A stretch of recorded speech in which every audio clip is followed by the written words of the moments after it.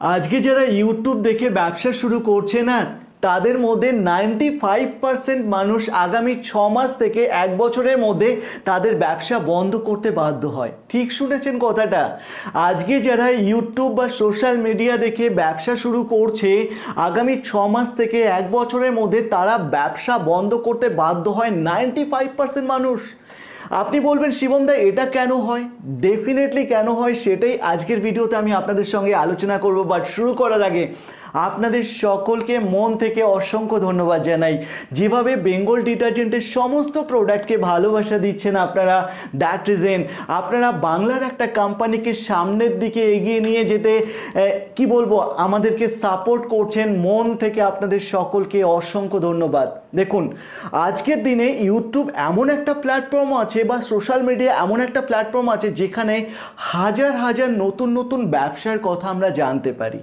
আমরা যখন নতুন ব্যবসার কথা শুনি তখন আমাদের মনের মধ্যে কত ভালো লাগে, আরে এই ব্যবসাটা যদি আমি শুরু করতে পারি আমিও লাখপতি হতে পারবো, আমিও ক্রোড়পতি হতে পারবো।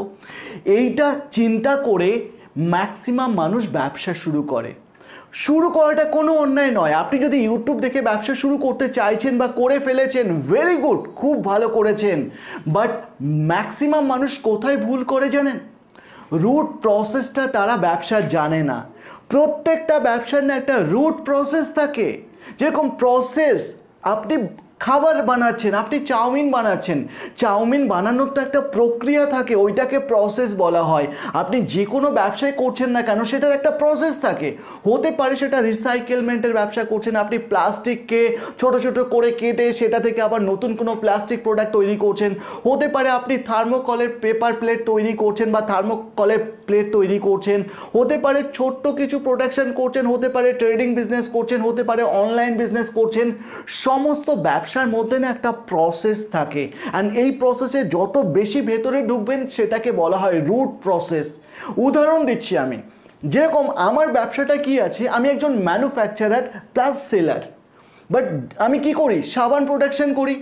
সাবান প্রোডাকশন করতে গেলে আমাকে একটা ফ্যাক্টরি চালাতে হয়। ওই ফ্যাক্টরি চালানোর আগে র মেটেরিয়ালটা কিনতে হয়।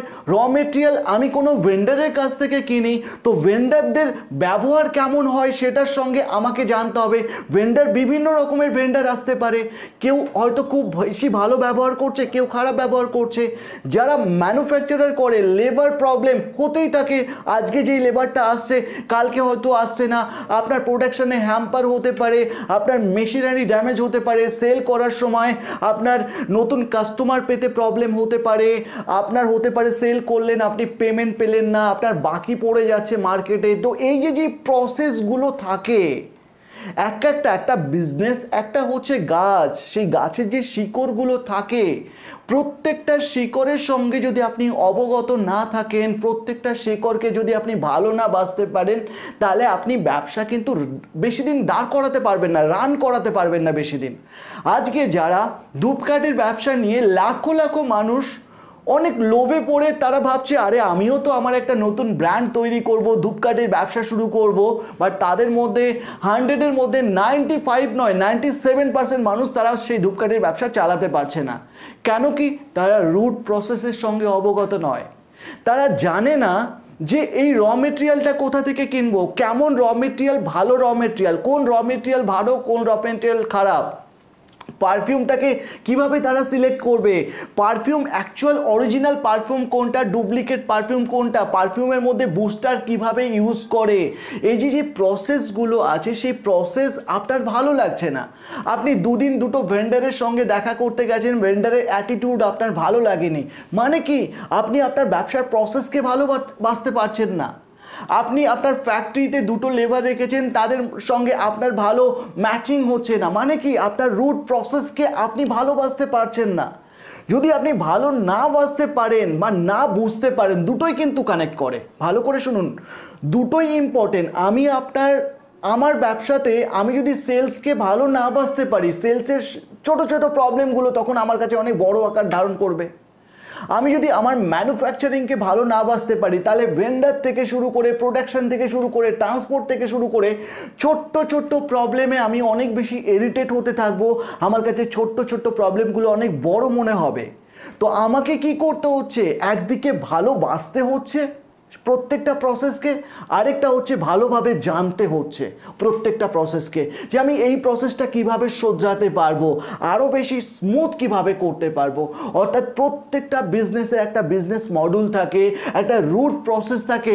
সেই রুট প্রসেসে যদি আপনি অনেক কানেক্ট করতে পারেন, নিজেকে অনেক ভালোবাসতে পারেন, অনেক শিখতে পারেন ওই রুট প্রসেসটাকে, তাহলে প্রত্যেকটা ব্যবসায় কিন্তু আজকে দাঁড় করানো যায়।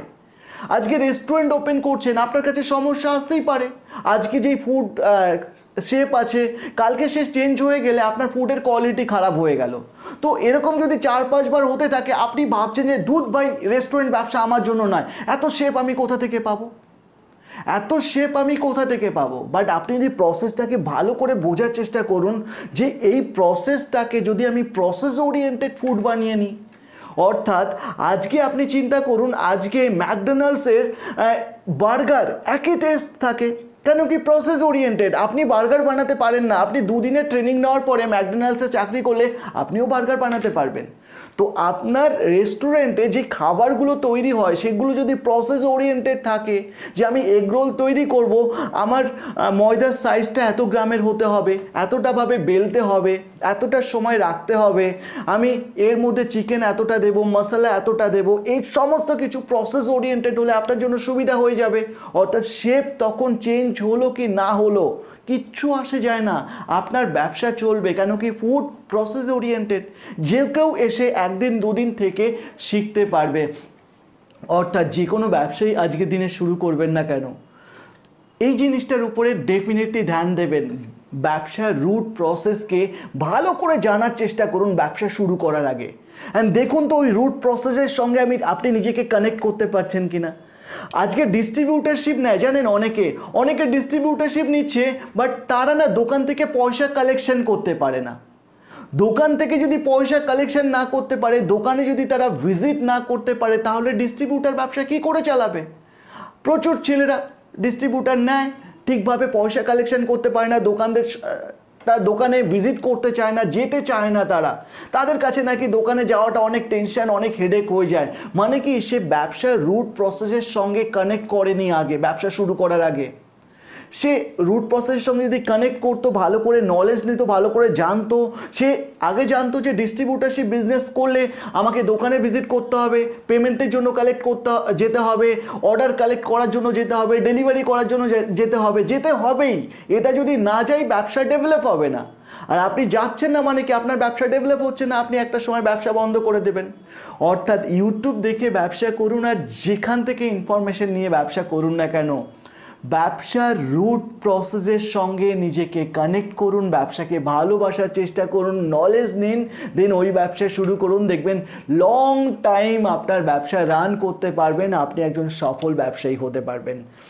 আপনার মনের মধ্যে যদি কিছু ব্যবসা সংক্রান্ত প্রশ্ন থাকে, নিচে শিবমদাকে কমেন্ট করতে পারেন। ভালো থাকবেন সবাই।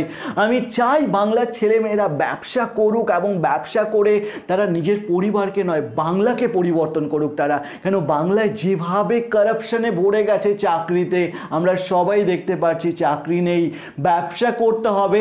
আর পার্সোনালি আমি মন থেকে চাই আপনি ব্যবসা শুরু করার পরে যাতে আপনার ব্যবসায় লস না হয়, দ্যাট রিজন আমি আপনাদের জন্য মেহনত করছি। ভালো থাকবেন, আবারও দেখা হবে নতুন ভিডিওর সঙ্গে। জয় হিন্দ, বন্দে মাতরম।